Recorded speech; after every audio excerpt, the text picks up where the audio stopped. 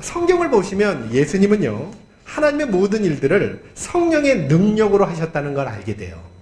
그러니까 육신을 입고 이 땅에 올 때부터 하늘로 승천하실 때까지 모든 사역을 성령으로 하셨어요. 특별히요, 오늘 이제 38절 성경도 보시면 뭐라고 말씀합니까?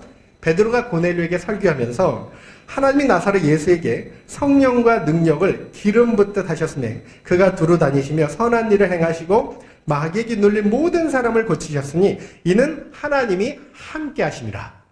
그러니까 성령의 능력으로 하나님의 선한 일을 하고 뿐만 아니라 마귀의 모든 눌린 자를 고치시고 치유하셨다는 그런 말씀이에요. 여러분, 예수님이 마리아에게 잉태된 순간 이렇게 성경을 한번 읽어보세요. 마태복음 1장 18절인데요. 시작.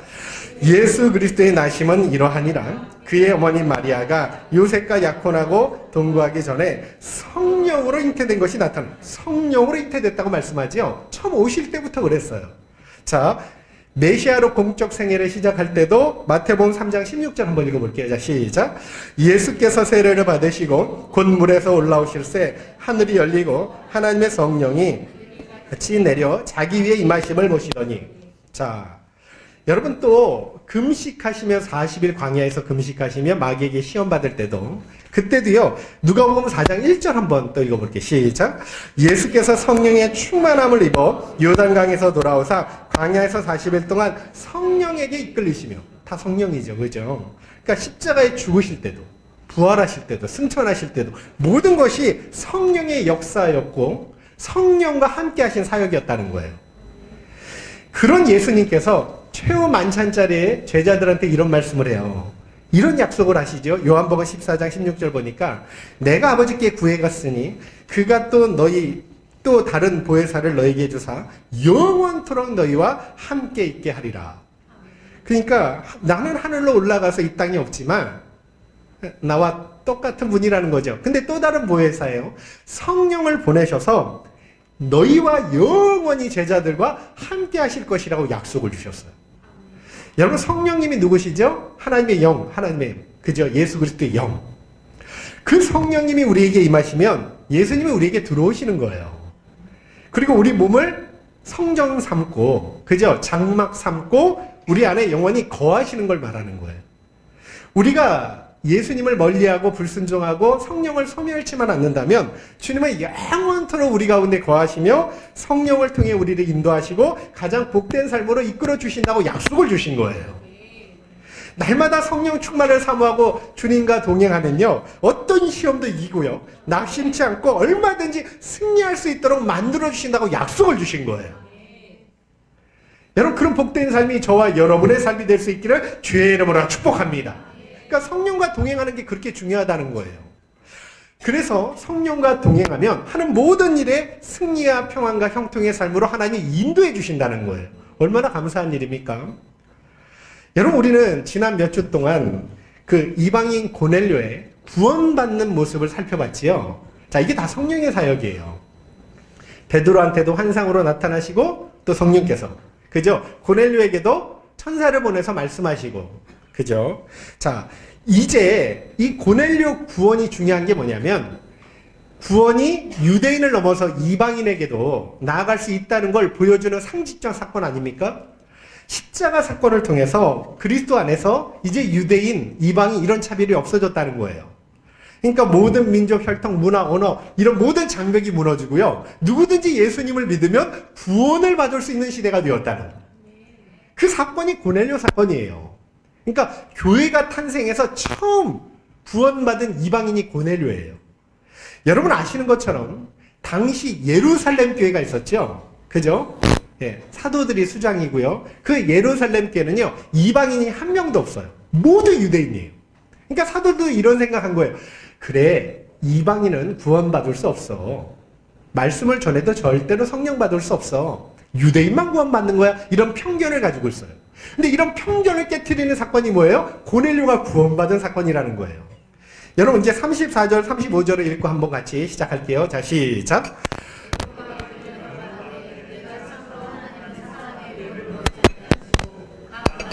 하나님을 경외하며 일을 행하는 사람은 다 받으시는 줄. 자, 베드로가 비로소 깨달았다는 거예요. 뭐를요? 하나님은 사람의 외모를 보시지 않고 각 나라 중에서 하나님을 경외하고 의를 행하는 사람은 다 받으시는, 그러니까 하나님 백성으로 받으시는 줄을 깨달았다는 거예요. 한마디로 말씀드리면요, 하나님이 보시는 판단 기준은 믿음밖에 없다는 거예요. 지금도 이런 원리가 동일하게 적용되는데요. 하나님이 어떤 사람을 자기 백성으로 받으실 때 그 판단 기준은 믿음밖에 없어요. 그러니까 하나님을 얼마나 진실되게 믿느냐, 얼마나 진실되게 하나님을 사랑하고 경외하느냐, 그거 하나 보신다는 거예요. 그 믿음만 보신다는 거예요. 아무리 교회를 오래 다녀도요, 아무리 직분이 높아도요, 아무리 봉사를 많이 해도요, 아무리 헌금을 많이 해도요, 진실한 믿음이 없다면 결단코 당신의 백성으로 받아들이시지 않는다는 말씀이에요. 믿음만 보시니까. 그래서 우리에게 필요한 건요, 하나님을 향한 진실된 믿음이라는 거예요. 여러분, 겉으로만 하나님 믿고 섬기는 게 아니라 마음속 깊이 하나님을 사랑하고 경외하는 믿음이 있어야 된다는 거예요. 여러분, 저와 여러분이요, 그런 믿음의 삶이 될 수 있으면 참 좋겠습니다. 로마서 3장 28절에 이런 말씀이 있어요. 그러므로 사람이 의롭다 하심을 얻은 것은 율법의 행위에 있지 않고 믿음으로 되는 줄 우리가 인정하노라. 자, 믿음이에요. 히브리서 11장 6절. 믿음이 없이는 하나님을 기쁘시게 하지 못하나니 하나님께 나아가는 자는 반드시 그가 계신 것과 자기를 찾는 자들에게 상 주시는 이심을 믿어야 할지니라. 믿음이에요. 자, 믿음이 중요한데요. 36절 한번 볼게요. 자, 시작. 말미암아 화평의 복음을 전하사 이스라엘 자손들에게 보내시. 자, 여기 보니까요, 예수 그리스도의 복음을 어떤 복음이라고 말해요? 화평의 복음. 그죠? 그리스도의 복음을 화평의 복음이란 이유가 있죠. 당연하죠. 그리스도의 복음만이 하나님과 우리를 화평케 하고요, 인간과 인간 사이를 평화롭게 만드니까. 여러분, 이 세상에 전쟁, 미움, 다툼, 시기, 질투가 왜 생겨났죠? 왜 이 땅에 참 평화를 잃어버렸습니까? 죄악 때문 아닙니까? 네, 인류의 조상 아담과 하와가 최초의 명령이죠. 하나님이 선악과를 먹지 말라 그랬는데 따먹는 그 죄로 말미암아 세상에 죄가 들어온 거예요. 그로 인해서 모든 인생이요, 태어날 때부터 쓴 열매를 맺게 되었어요. 그러니까 고통 속에 살아갈 수밖에 없다는 거예요. 모든 사람은 더 이상 하나님과 교제할 수도 없고 하나님을 위해서 살아갈 수도 없어요. 그러니까 모든 중심이 이기적이고 자기만 아는 그런 삶이 되었다는 거예요. 설령 누군가 선행을 했다 해보세요. 다 자기 만족, 자기 공로, 자기의, 자기 보람, 자기 행복 때문에 하는 거지 하나님을 위해서 하지 않아요. 맞지 않습니까? 하나님의 영광을 위해서 살지 않는 삶이 되었다는 거예요. 그러니까 하나님은요, 그런 죄인들과 가까이 할 수도 없고 교제할 수도 없다는 거예요. 이제 죄인에게 남은 건 하나밖에 없어요. 맹렬한 하나님의 진노 심판을 받고요, 영원한 지옥 형벌 받는 것밖에 없다는 거예요. 근데 복음이 뭐냐면 그런 죄악으로 하나님과 어그러진 관계가 다시 우리 처음 창조할 때 그 모습으로 회복될 수 있다는 거예요. 그러니까 하나님과 관계가 화평케 되고 영원히 복을 누리며 생명을 누리는 그런 복된 존재로 완전히 회복될 수 있다는 게 복음이라는 거예요. 그러니 복음이 얼마나 귀합니까? 그래서 베드로가 뭐래요? 그리스도의 복음을 뭐라고 말하는 거야? 화평의 복음이다. 여러분, 37절 38절 한번 또 읽어보세요. 시작. 곧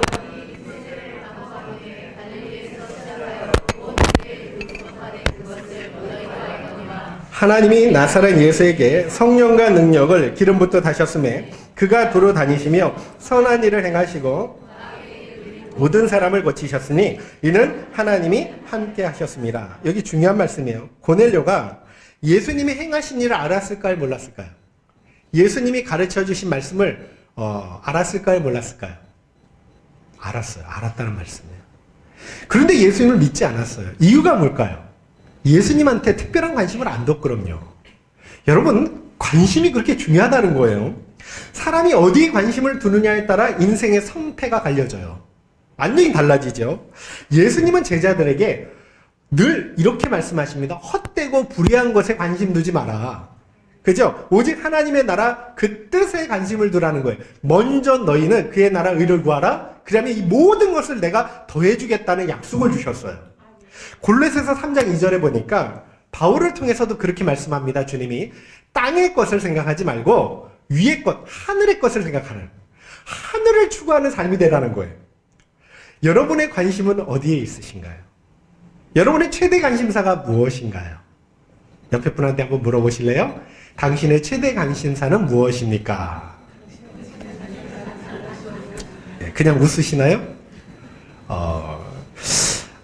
정말 위의 것이고요. 하늘의 관심을 가지고 계신다면 오늘 예배 시간 주님의 말씀이 잘 들릴 것이고요. 또 믿음이 신장되실 것이고요. 예배를 사모함으로 드리기 때문에 하나님 예배를 통해서 여러분에게 복을 내려주실 거예요.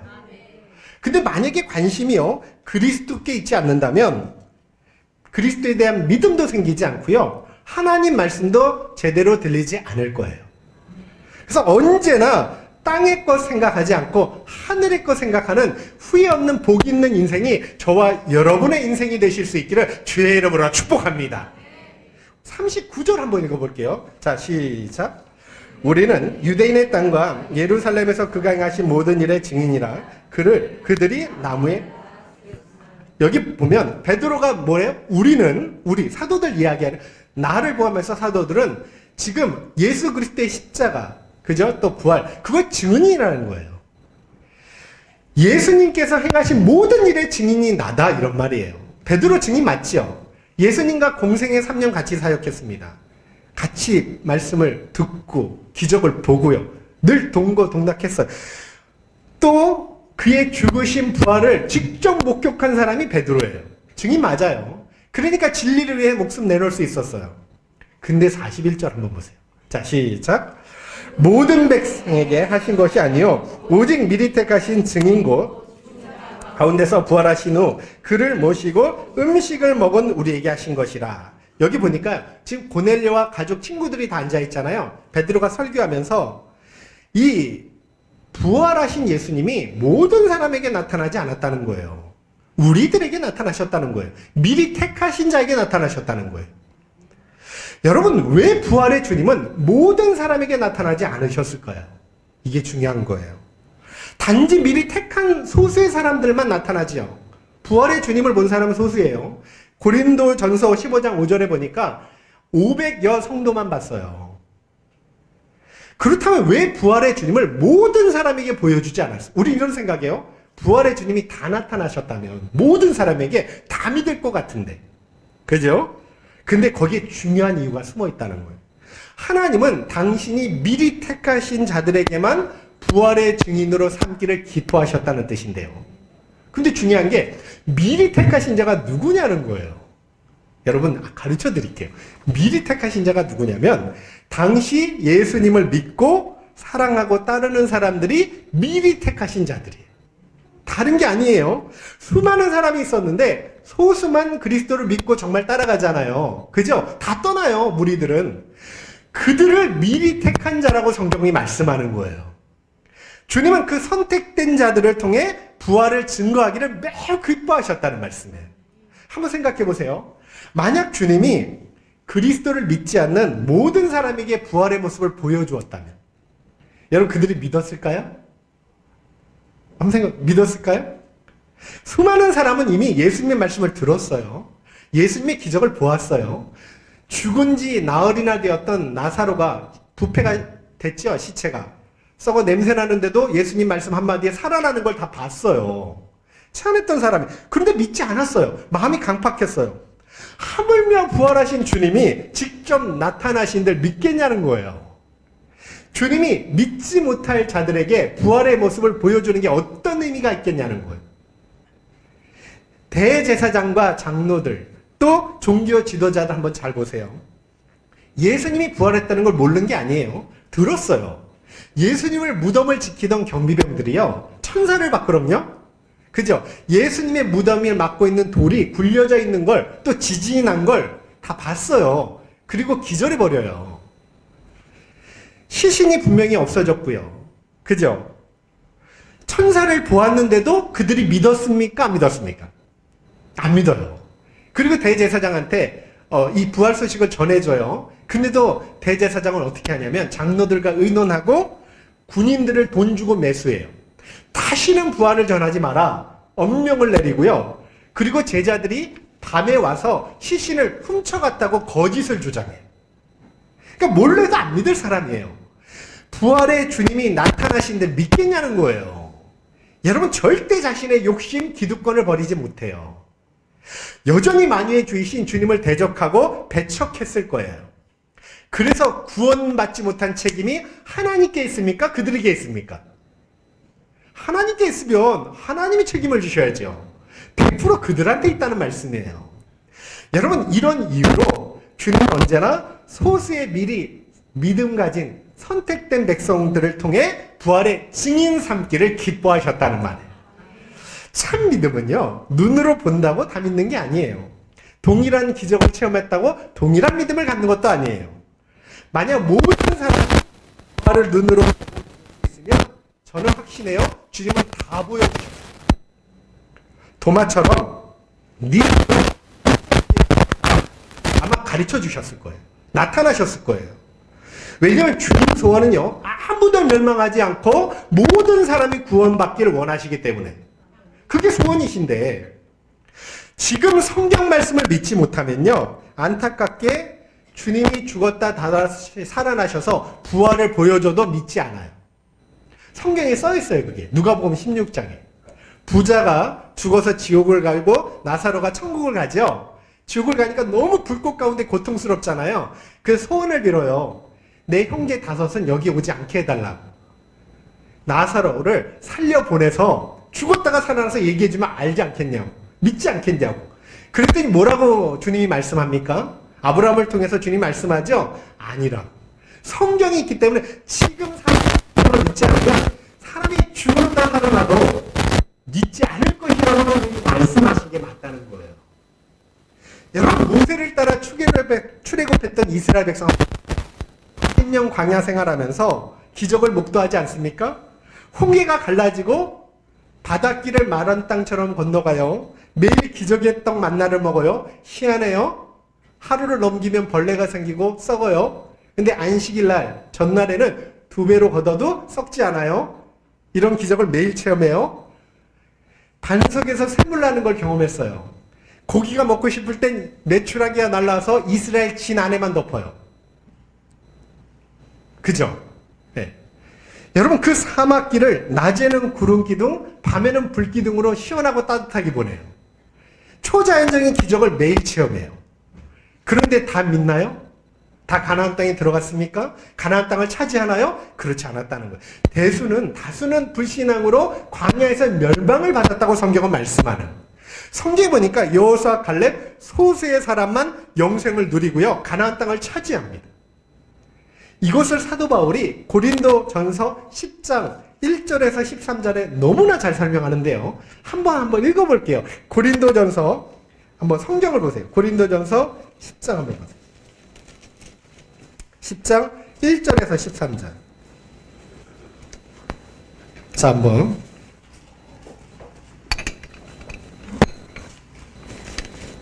중요한 말씀인데요. 우리 한번 교독해 볼게요. 274페이지에 있습니다. 네. 10장 1절에서 13절입니다. 형제들아, 나는 너희가 알지 못하기를 원하지 아니하노니 우리 조상들이 다 구름 아래에 있고 바다 가운데로 지나며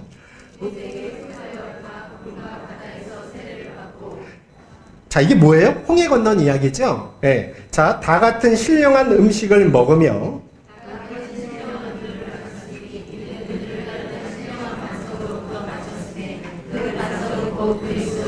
그러나 그들의 다수를 하나님이 기뻐하지 아니하셨으므로 그들이 광야에서 멸망을 받았느니라.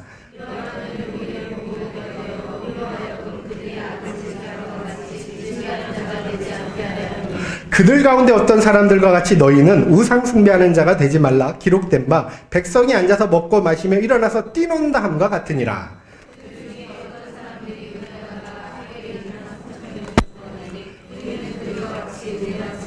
그들 가운데 어떤 사람들이 주를 시험하다가 뱀에게 멸망하였나니 우리는 그들과 같이 시험하지 말자.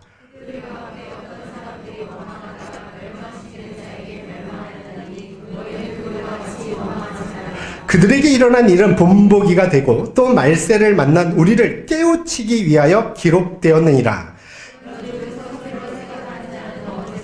우리 함께 읽을게요. 사람이 감당할 시험 받기는 너희가 당한 것이 없나니 오직 하나님은 미쁘사 너희가 감당하지 못할 시험 당함을 허락하지 아니하시고 시험 당할 즈음에 또한 피할 길을 내사 너희로 능히 감당하게 하시느니라. 우리가 믿음 잘 지켜서 이스라엘 1세대처럼 광야에서 멸망당하지 말자. 이런 이제 권면의 말씀이에요.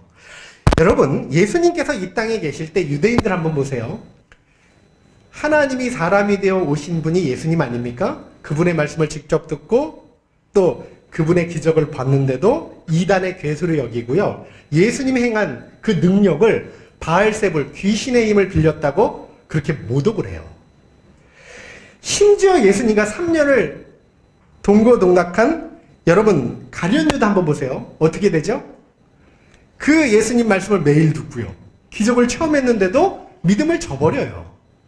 그러니까 믿음은요, 모든 사람의 것은 아니에요. 아무리 눈으로 보고 귀로 듣는다 할지라도 믿으려 하지 못하면 믿지 못한다는 말씀이에요. 의심 많은 사람은 언제나 믿지 못합니다. 여러분, 오직 말씀을 순수한 마음으로 받아들이려는 자들에게만 구원의 믿음을 하나님이 선물로 허락해 주신다는 말씀이에요. 이게 하나님의 약속이에요. 주의 말씀을 믿고 따르려는 사람들에게만 정말로 하나님이 믿음을 선물로 주신다는 약속의 말씀이에요. 그 사람들이 어떤 사람들이냐? 만세전부터 미리 택정하신 사람들이다, 성경은 말씀하는. 개신교 안에는요, 여러 교파가 있어요. 여러분 아는 것처럼 우리 교회는 어떤 교죠? 기독교 안에 교파 중에 장로교죠. 그죠? 장로교도 있고 감리교회도 있고 성공회도 있고 침례교도 있고 루터교도 있고 성결교도 있고 많은 교파가 있어요. 개신교 안에 로만 캐톨릭과 개신교로 나눠지죠. 그런데 특히 장로교회는요, 종교개혁자 칼빈의 신학과 신앙관을 따라가는 거예요. 감리교회는요, 요한 웨슬레의 신학과 신앙관을 따라가는 거예요. 그리고 성공회는요, 영국 헨리 8세의 신앙관을 따라가요. 또 루터교는요, 종교개혁자 마틴 루터의 신학을 따라가지요. 이렇게 나눠지는 거예요. 우리 교회는 장로교회예요. 장로교의 아주 중요한 교리 중에 하나가 예정론인데요. 여러분, 이 예정론을 미래를 향한 안경으로 쓰고 바라보면 문제가 생겨요. 지금도 많은 문제가 야기되는데 무슨 뜻이에요? 쉽게 얘기할게요. 사람은 이미 태어나기 전부터 구원받을 자와 버림받을 자로 나뉘어졌다고 해석을 하는 거예요. 그러면 이게 이제 미래를 향한 안경으로 쓰고 보는 건데요. 문제가 생겨요. 왜냐하면 여러분, 어차피 믿을 자, 버림받을 자가 태어나기 전부터 정해졌다면 주님이 또 사도들을 통해서 그렇게 복음을 믿으라, 말씀에 순종하라, 이런 의미가 무슨 소용이 있겠어요? 여러분, 복음을 전하는 게 어떤 의미가 있을까요? 신앙생활 자체가 무슨 의미가 있을까요? 그리고 모든 책임은 하나님께 있지 선택하지 않은 그들한테는 없잖아요. 근데 심판날 그들한테 책임을 물을 수가 없잖아요. 어차피 마음대로 살아도, 되는 대로 살아도 선택받을 사람은 죽기 전에 구원시켜서 믿을 것 같으면, 어차피 버림받은 사람은 아무리 믿으려 해도 무슨 수를 써도 못 믿는다면 믿음이 무슨 의미가 있냐는 거예요. 이거를 미래를 향한 안경으로 볼 때 문제가 생긴다는. 그래서 예정론은요, 과거를 돌아보는 안경으로 봐야 문제가 안 생겨요. 쉽게 지금까지 생활한 걸 돌아보세요. 여러분, 은혜 아닌 것이 하나도 없어요. 모든 것이 하나님의 은혜예요. 지나고 보니까 태어날 때부터 나를 택정하셨고 하나님의 놀라운 섭리 가운데 나를 인도하셔서 구원의 하나님의 백성으로 부르셨다는 거예요. 돌아보니까 그렇다는 거예요. 맞지 않습니까? 내가 절대 쉽게 믿을 사람이 아니에요. 근데 여러 가지 방법을 통해서 이 자리에 앉아서 예배를 드리고 훈련도 받게 하셨다는 거예요. 이 모든 것을 생각하면 감사가 넘치지 않습니까? 여러분, 이것이 바로 과거를 되돌아보는 안경으로 쓸 때 보는 예정론이에요. 이럴 때 문제가 생기지 않는다는 거예요. 그래서 그때 그렇게 사용돼야 예정론의 은혜를 받고요, 감사할 수 있고 바르게 사용할 수 있다는 거예요. 이런 의미에서 세상에서 가장 보배로운 게 뭐냐면 믿음이라고 이해해요. 여러분, 믿음보다 귀한 건 없어요. 믿음이 금보다 귀해요. 믿음으로 하나님을 기쁘시게 할 수 있고요. 믿음으로 멸망에서 구원받을 수 있고요. 믿음으로 은혜와 축복을 누릴 수도 있고요. 그래서 믿음보다 귀한 건 없어요. 또 하나님은요, 그런 믿음 있는 사람을 귀히 여기시고 세상 끝까지 함께 하시며 그를 사용하시고 복된 길로 인도해 주신다는 말. 그래서 저와 여러분은요, 믿음을 세상 그 무엇보다 귀한 보배로 여기셔야 된다. 그러니까 믿음을 잘 간직하시고 유지하셔서 절대 저버리는 일은 없으시길 주의 이름으로 축복합니다. 그래서는 안 된다는 거예요. 실족하면 안 된다는 거예요. 가룟 유다처럼 날마다 믿음을 증진시키고 유지하는데 더 많은 시간, 열정, 여러분 또 애를 쓰셔서 쏟아 부으셔야 된다는 거예요. 기억하세요. 믿음이란 말씀과 기도, 순종을 통해서 자라가는 거예요. 금요일도 말씀드린 것처럼 말씀은 우리 심령의 거울이죠. 말씀을 통해서 죄를 깨닫고요. 말씀을 통해서 나아갈 방향을 알아요. 근데 그것으로 안 된다 그랬죠. 뭘 해야 돼요? 반드시 기도해야 돼. 기도는 말씀을 행할 수 있는 능력을 공급받는 일이에요. 그러니까 기도하지 않으면요, 아무리 말씀을 깨달아도 순종할 힘이 없어요. 그러니까 말씀대로 못 살아요. 그래서 기도할 때 능력 주세요, 하나님, 순종할 힘을 주세요 할 때 우리에게 은혜를 주신다는 거예요. 그리고 이제 기도했으면 어떻게 해야 돼요? 실천해야 돼요. 그럴 때 우리 믿음이 날마다 그리스도의 장성한 분량까지 자라가는 것이고요. 뿐만 아니라 날마다 큰 믿음의 사람으로 성장해 간다는 걸 성경에 말씀하는 거예요. 이게 중요하다는 거예요. 그래서 저와 여러분은요, 말씀, 기도, 순종을 통해서 정말 이 시대에 아브라함, 베드로, 고넬료 같은 믿음의 거장들로만 다 귀하게 쓰임받을 수 있기를 주의 이름으로 축복합니다. 정말 그랬으면 좋겠어요. 믿음 키우는 일에 열심을 내셔야 된다는 거예요. 여러분 세상 일도 열심히 하지만 대부분 10분의 1도 투자하지 않거든요. 마지막 42절, 43절 읽어보세요. 자, 시작.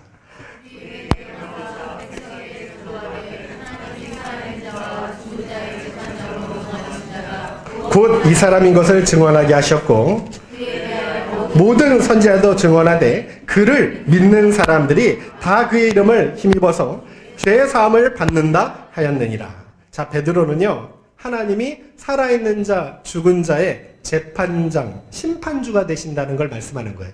예수 그리스도를 통해서 다 넘겨주셨어요. 그러니까 예수님이 다시 올 때 심판주로 오셔요. 근데 이걸 자꾸 잊어버려요. 구원주로만 생각해요. 그래서 문제가 생기는 거예요. 막 사는 거예요. 여러분, 물론 모든 믿는 자에게는요, 마지막 날이 구원의 날이 될 거예요. 근데 두려운 사실이 있어요. 문제는 심판날에 심판주로 오신 주님 앞에 우리가 이제 서게 되거든요. 모든 사람이 서요. 그때 진실로 믿음의 사람이라고 인정받을 수 있겠냐는 거예요.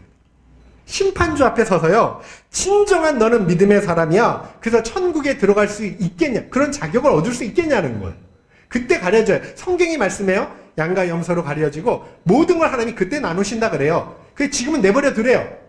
교회 안에 가라지가 있을 수도 있고요. 누군지 몰라도 그냥 내버려 두래요.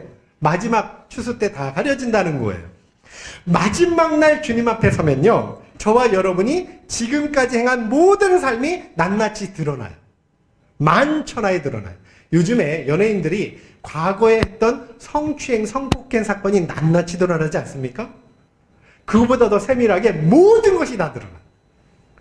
그러니까 순종하지 못한 삶, 불법을 행한 삶, 거짓말하며 속이는 삶, 말씀과 기도하지 못한 삶, 매일 성령 충만받지 못한 삶, 용서하지 못하는 삶, 사랑하지 못하는 삶, 정죄하는 삶, 미움 분노 속의 삶, 불순종하는 삶, 모든 것이 다 드러나서 마지막에 이제 평가를 받게 돼요. 그때 주님의 믿음의 저울에 재어서 달리운 다음에 부족하잖아요. 못 미치면 나는 너를 모른다. 불법을 행하는 자야. 내게서 떠나려고 이렇게 말씀하시고 지옥에 던져넣는다는. 그게 성경 말씀이에요. 여러분, 불법이 뭐냐면 주님께서 말씀하신 모든 계명에 불순종하는 죄를 이야기해요. 우리는 그걸 죄라고 말해요. 사회법과 좀 다르죠.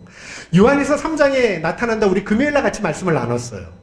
그래서 심판날에 참 믿음으로 인정을 받으려면 지금 잘해야 된다.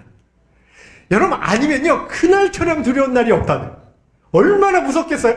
자기는 지금 이제 당연히 천국 간다고 생각했어요. 근데 심판대 앞에 섰어요. 우리의 삶의 모든 것이 쫙 펼쳐져요. 그리고 주님의 기준을 못 미쳐요. 믿음으로 인정받지를 못해요. 그러면 이제 그 순간에 결정되는. 그때 주님 말씀에 순종하는 자들도요, 착하고 충성된 종아, 내가 작은 일에 충성하였으니 내가 많은 것으로 내게 맡기리라 하며 주님 천국 잔치에 드리면서 영원한 상을 누리게 하실 거예요. 물론요, 아직은 구원의 기회가 있지요. 주님이 이런 말씀했어요. 마태복음 22장 14절에 청함을 받는 자는 많되 택함을 입은 자는 적으니라.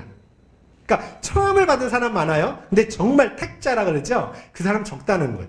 그리고 누가복음 13장 23절 24절에도 어떤 사람이 여짜오되 주여 구원을 받는 자가 적으니까 그들에게 이르시되 좁은 문으로 들어가기를 힘쓰라. 내가 너에게 이르노니 들어가기를 구하여도 못하는 자가 많으니라.